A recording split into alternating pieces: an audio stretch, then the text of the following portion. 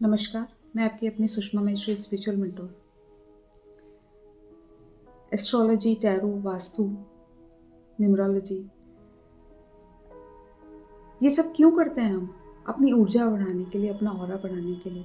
अगर हमारे अंदर प्लैनेट की कोई कमी हो रही है या हमारे डेट ऑफ बर्थ में कोई नंबर मिसिंग है, उसी को सही करने के लिए हम प्लैनेट्स की रेमेडीज़ करते हैं या न्यूमरोलॉजी में कोई भी रेमेडी करते हैं।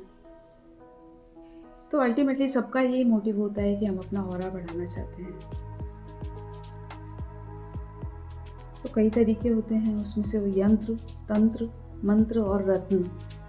मंत्र साथ में आपको पता ही है कि जब रेगुलर आप मंत्र जाप करते हैं तो अपना ऑरा बढ़ता है।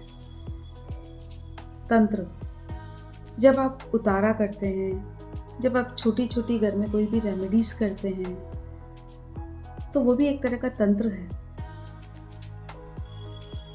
कोई भी कार्य करना अपनी ऊर्जा के साथ, वो तंत्र ही होता है। हम कई बार उसको गलत सोच लेते हैं, गलत डेफिनेशन की वजह से। हाँ, कई लोग नेगेटिव भी करते हैं, जिसको काला जादू कहते हैं, वो भी होता है। लेकिन हम ये जो घर में रेमेडीज करते हैं, ये भी एक तरह का तंत्र ही है। यंत्र, इसमें कई तरह के यंत्र काम में आते हैं। यंत्र क्या होते हैं? आपने देखा होगा कि कई बार कुछ रेखाएं बनी होती हैं, कुछ शेप्स बनी होती हैं, उनके अंदर कुछ नंबर्स लिखे होते हैं, उसे यंत्र कहते हैं। जैसे एक एग्जांपल आपको बताती हूँ, श्री यंत्र क्रिस्टल का बना हुआ है। उसका एक पर्टिकुलर, क्योंकि शुक्र का होने की वजह से उसका एक पर्टिकुलर मेटल होता है, उसमें कुछ शेप्स हैं,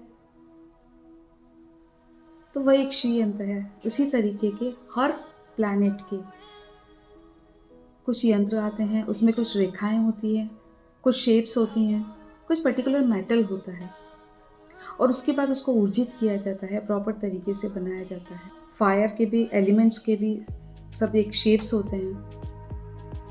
तो जब न्यूमरोलॉजी एंड एलिमेंट्स और कुछ शेप्स, क्योंकि एलिमेंट की शेप्स होती हैं, तो कुछ नंबर्स और कुछ शेप्स और पर्टिकुलर मेटल्स, हर प्लैनेट का एक मेटल होता है, उन तीनों के कॉम्बिनेशन से जो एक यंत्र बन के तैयार होता है, उससे हम अपना एनर्जी ऑरा बढ़ा सकते हैं। लेकिन वो किसी ज्ञानी की देखरेख में ही आपको करना चाहिए।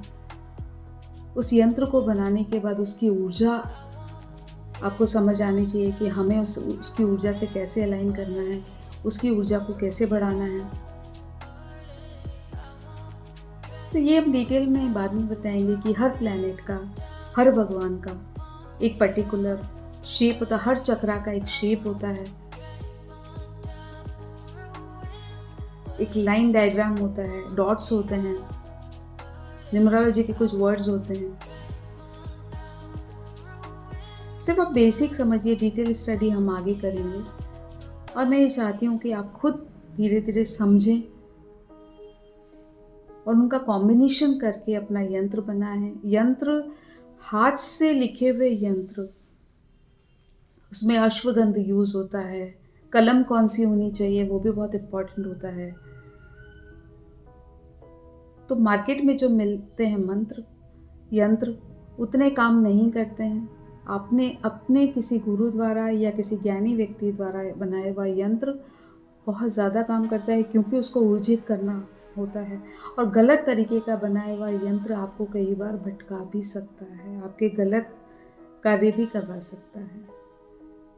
तो कोई भी एक्टिविटी करें, कुछ भी करें, बहुत सोच समझ कर करें और उसके बारे में पता करें पहले कि हमें कितना फ़ायदा देगा। बिना सोचे समझे कोई भी रेमेडी ना करें, क्योंकि अगर उसका फ़ायदा होता है तो नुकसान भी हो सकता है।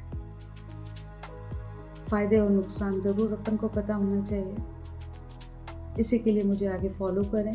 हम इसको डिटेल में बताएंगे कि कौन सा यंत्र आपको कब बनाना चाहिए और कौन सा मेटल आपको यूज़ करना चाहिए।